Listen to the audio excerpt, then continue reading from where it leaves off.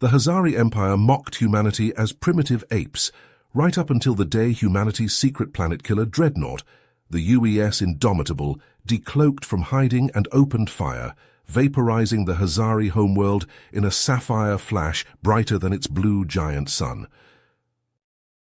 George Miller gritted his teeth as he reviewed the all-too-familiar atrocity reports in his quarters. Hazari planet crackers had just annihilated 3 more civilizations. Billions of lives snuffed out for daring to reject Hazari enslavement. The sadistic alien empire was also fond of live vivisections on conquered populations. Sickening images of dissected Vorsoth, Kilvath, and Ixthians stared back at George from the classified files. Humanity knew such cruelty all too well. 2 centuries ago, the Zorvath hegemony had invaded Earth. The bug-like Zorvath had stripped the planet of resources, press-ganged millions into slave labor, and derided humans as dumb monkey primitives, even as human factories, shipyards, and farms fueled their empire. Those days of oppression bred a righteous fury in humankind, a resolve to never again be victims. Humanity rebuilt in secret, developing dreadnoughts like the Indomitable, which bristled with continent-cleaving cannons and nigh impenetrable armor. Only a select few like George knew the true extent of human might. The galaxy dismissed humans as upstarts. None realized the monkeys now had the biggest sticks.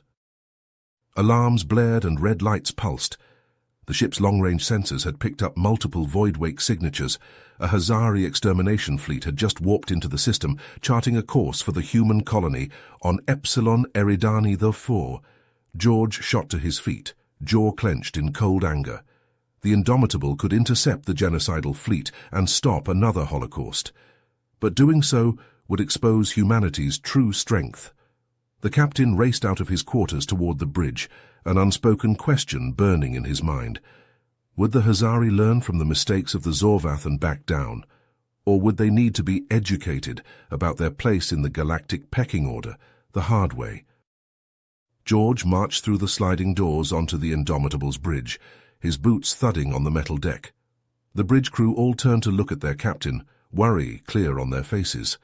The view screen showed a terrifying sight. A swarm of massive Hazari warships, each one bristling with weapons and armor bearing down on the lone human defender. The Indomitable was a mighty vessel, but it was dwarfed by the alien ships, a minnow facing down a school of sharks. George strode to the command chair, his eyes hard as flint. He sat down and pulled up the tactical display, analyzing the approaching fleet. The enemy's course was clear. They were heading straight for the human colony on Epsilon Eridani IV, intent on enslaving its people and stripping its resources. George's jaw tightened. He would not allow that to happen. "Helm, maintain course and speed. Put us directly between the Hazari and the colony," he ordered, his voice calm and controlled. The helmsman swallowed nervously but obeyed, his fingers dancing over the controls. On the view screen, the Indomitable turned to face the oncoming horde, a defiant gesture in the face of overwhelming odds. Suddenly the screen flickered and the sneering face of a Hazari filled the display. It was Raxa, the cruel commander of the invading fleet. His leathery skin was a sickly gray, his eyes a venomous yellow.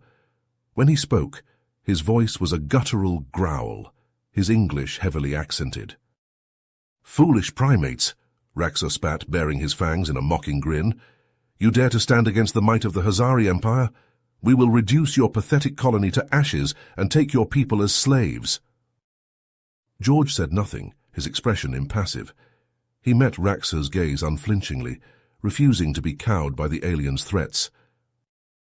Raxa's sneer turned to a scowl, his eyes narrowing. "You have one chance to surrender, human. Bow before the Hazari or be destroyed."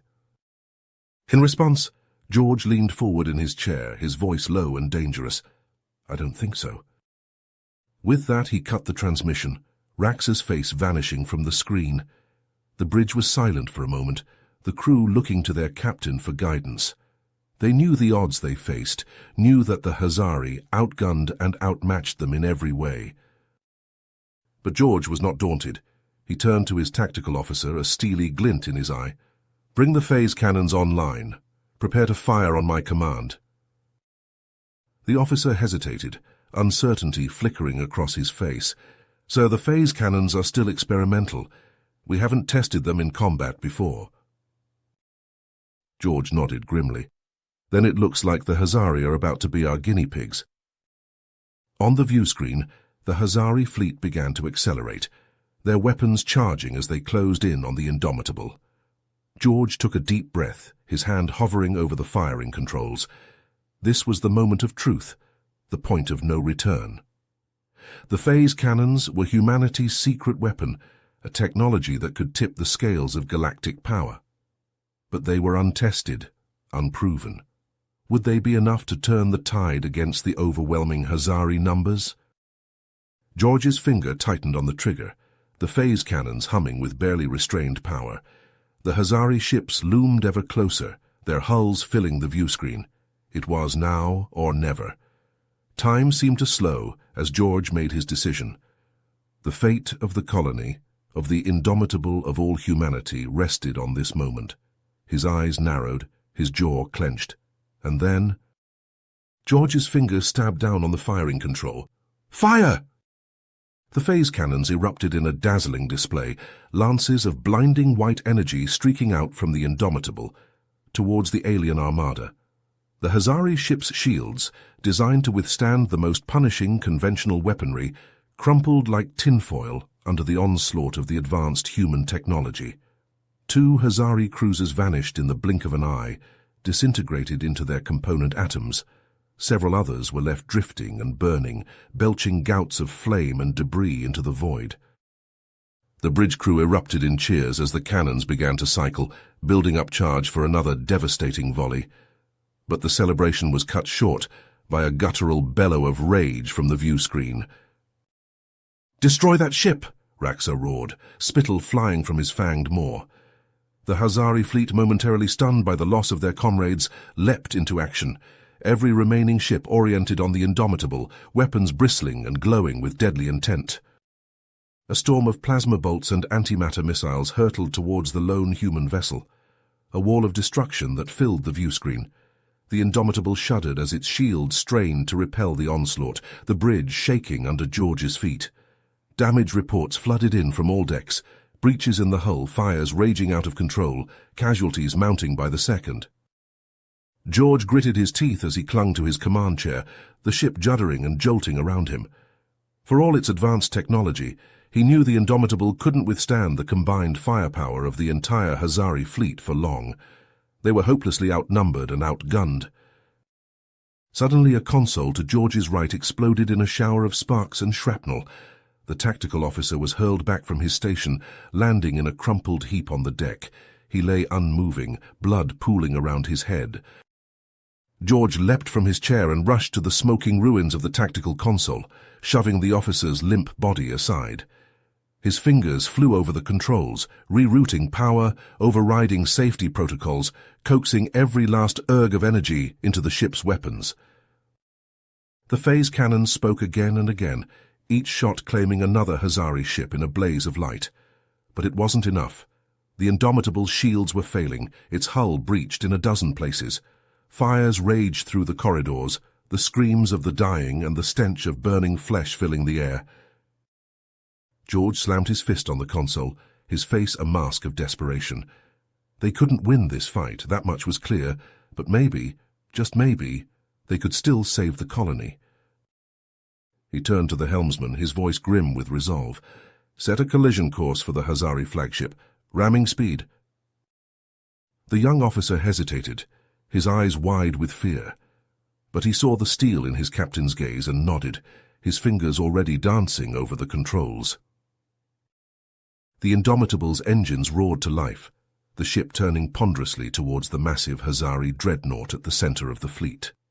On the view screen, Raxa's eyes widened in shock and terror as he realized what the humans were doing. He barked frantic orders to his crew, desperately trying to evade the oncoming juggernaut. But it was too late. The Indomitable, trailing fire and debris, hurtled towards the flagship like an avenging angel. The Hazari guns spoke in futile defiance, their shots pinging harmlessly off the Dreadnought's battered hull. George closed his eyes as the view screen filled with the looming bulk of the Hazari ship. He whispered a silent prayer for his crew, for the colony, for all of humanity.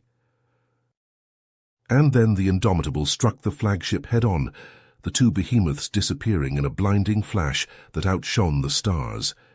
A shockwave of unimaginable force ripped through the void, tearing ships apart like paper, scattering the once proud Hazari fleet like leaves before a hurricane. The Hazari commander stared at the expanding debris cloud on the view screen, the remnants of the Indomitable and his own flagship. Shock and disbelief warred on his face. "Sir, the human ship. It's destroyed," a junior officer reported, his voice trembling. The commander nodded slowly. "And what of the flagship? What of Raxa?"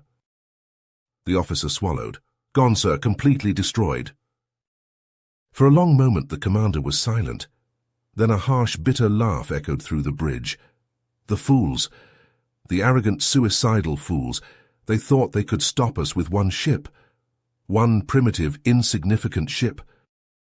He turned to his crew, eyes blazing with newfound resolve. "This changes nothing. We will still take the human colony and enslave its people, and then we will hunt down every last human in the galaxy and make them pay for their insolence." The Hazari ships began to turn, preparing to resume their attack on the colony. But as they did, a new contact appeared on their sensors.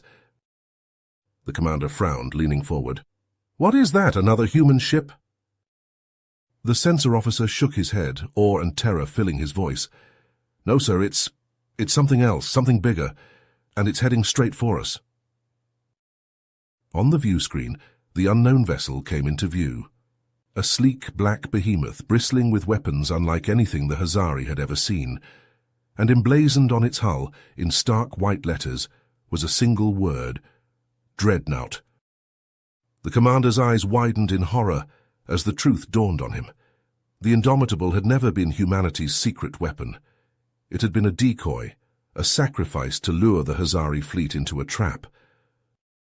And now the real human Dreadnought had arrived, hungry for vengeance.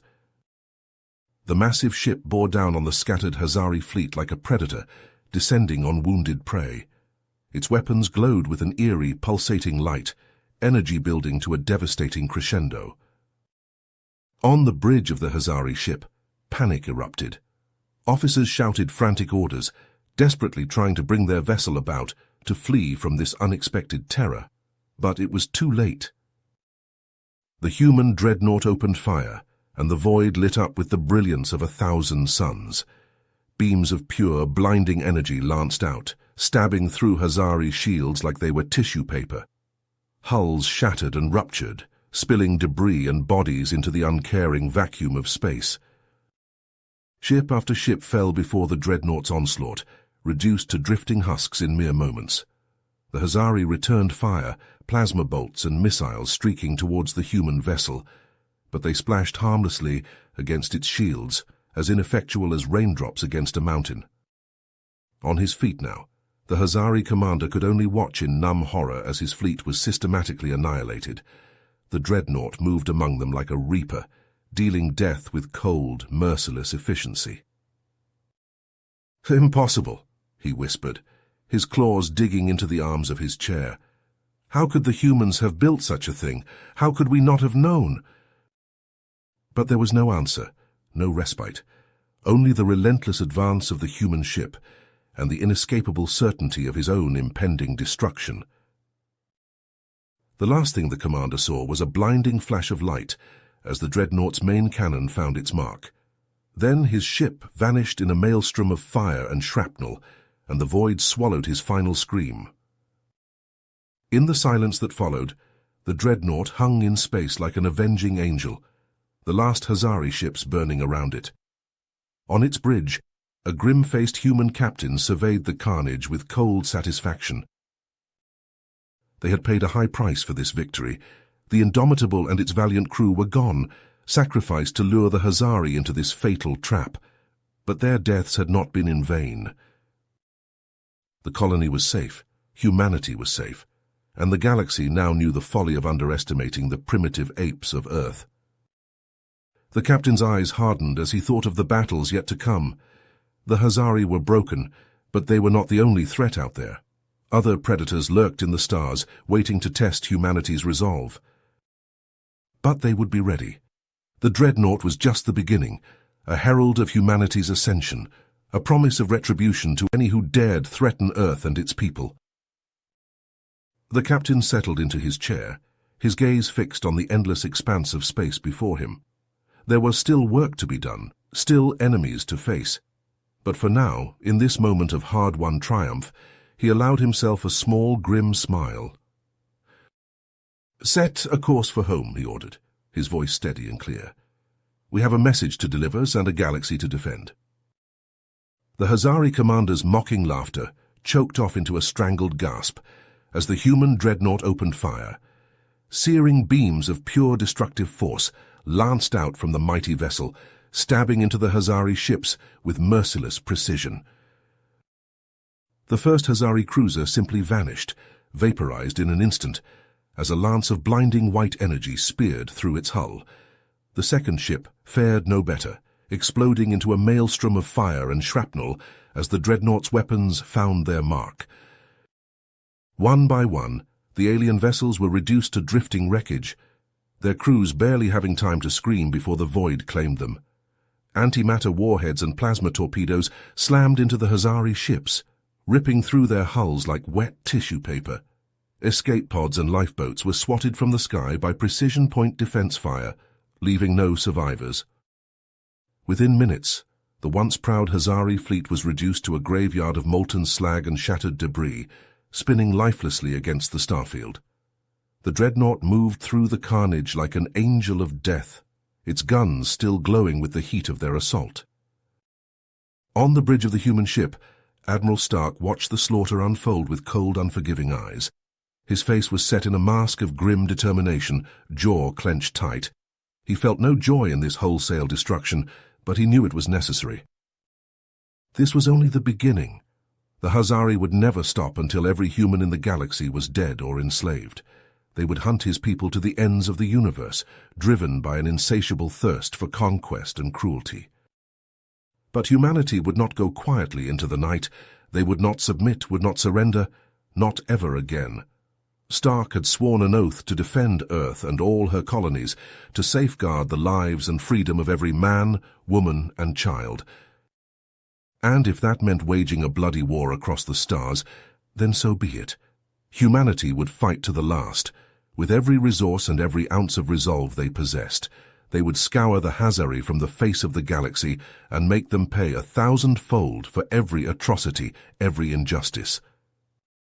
As the last enemy ship exploded into a blossom of fire, Stark turned to his comms officer, a young woman with steel in her eyes.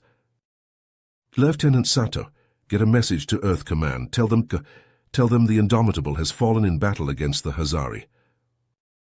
Sato nodded, her fingers already flying across her console, but Stark wasn't finished.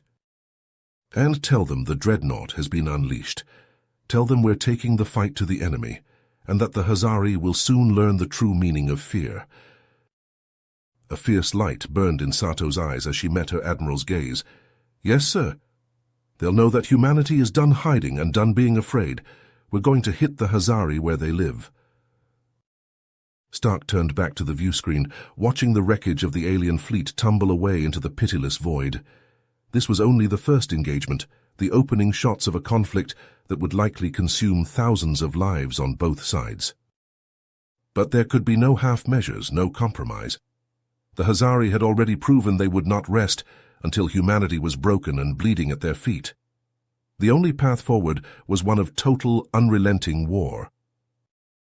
The Dreadnought's engines flared to life, the massive ship banking hard as it accelerated towards the distant Hazari home systems, towards the heart of the enemy's power and the reckoning to come. There would be no mercy, no quarter. The humans would not stop until the cruel empire lay shattered and burning, until the Hazari were either dead or fleeing in blind panic before the terrible might of human vengeance. And if the cost was high, if rivers of blood flowed among the stars, then so be it. The survival of humanity demanded nothing less. The Indomitable and her valiant crew had given their lives for this cause. their sacrifice would not be in vain. The Dreadnought plunged into the abyss, a harbinger of retribution, an avenging sword forged in the fires of human defiance, and in its wake the galaxy would tremble. You have reached the end of the story. If you enjoyed this story and want to support us, please leave a like and subscribe to our channel, and for every comment that says 88, I will heart every single one of them. Thank you for your time.